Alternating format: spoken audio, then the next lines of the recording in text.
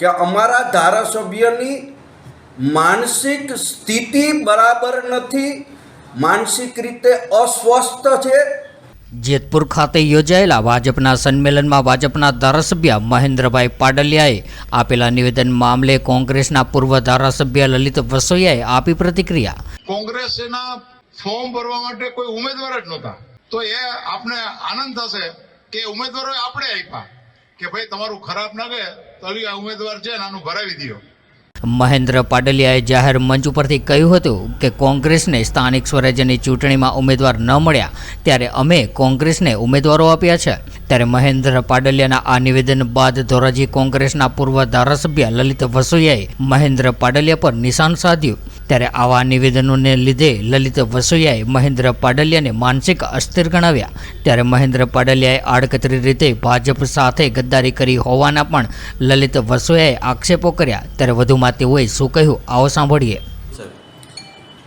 ગઈકાલે જેતપુરની અંદર ભારતીય જનતા પાર્ટીના એક કાર્યક્રમમાં ધોરાજીના ધારાસભ્ય મહેન્દ્રભાઈ પાડલિયા જે રાજકીય રીતે બફાટ કરે છે કે કોંગ્રેસ પાર્ટીને ક્યાંય ઉમેદવારો મળતા નથી, કોંગ્રેસ પાર્ટીની આબરૂ સાચવવા માટે અમે ઉમેદવારો આપી છીએ, એ નિવેદન બાબતે મારે કહેવું છે કે ધોરાજી ઉપલેટા ભારતીય જનતા પાર્ટીના કાર્યકર્તાઓ અને આગેવાનો એમ કહી રહ્યા છે કે અમારા ધારાસભ્યની માનસિક સ્થિતિ બરાબર નથી, માનસિક રીતે અસ્વસ્થ છે, એને શું બોલવું, ક્યારે શું બોલવું એની પણ ભાન નથી, કાર્યકર્તા કે આગેવાનોના નામ પણ ભૂલી જાય છે।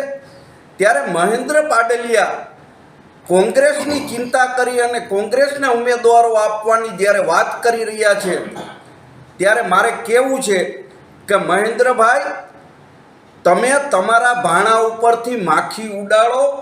ગત નગરપાલિકામાં તમને ધોરાજીમાં પૂરતા ઉમેદવારો નહોતા મળ્યા, આ વખતે પણ ધોરાજી અને ઉપલેટા તાલુકા પંચાયતની અંદર તમે અમુક જગ્યાએ ઉમેદવારો ન મળતા બહારથી ઉમેદવારો મૂક્યા છે।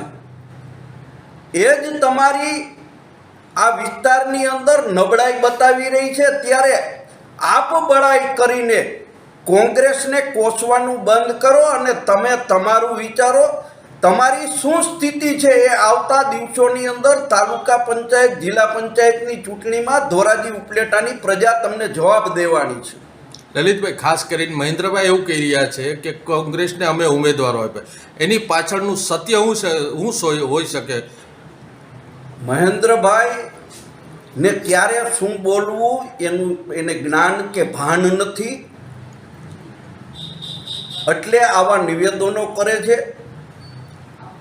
અને મહેન્દ્રભાઈએ કોંગ્રેસની ચિંતા કે કોંગ્રેસની આબરૂ બચાવવા માટે આ કરવાની જરૂર નથી, કારણ કે પ્રજા એને આ વખતે સ્પષ્ટ જવાબ આપવાની છે।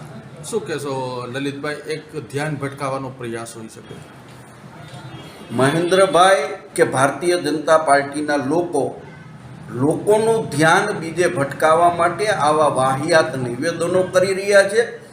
અને કદાચ મહેન્દ્રભાઈને ભારતીય જનતા પાર્ટીના આગેવાનો પણ નોટિસ આપશે, એના પાર્ટી નોટિસ આપશે કે તમે આ નિવેદન આપ્યું છે કે તમે કોંગ્રેસને ઉમેદવાર આપ્યા તો તમારામાં તેવડ હતી કે બિનહરીફ કરાવી શકાય, શા માટે તમે બિનહરીફ ભારતીય જનતા પાર્ટીની સીટ બિનહરીફ ન કરાવી? તમે ભારતીય જનતા પાર્ટી સાથે ગદ્દારી કરી છે।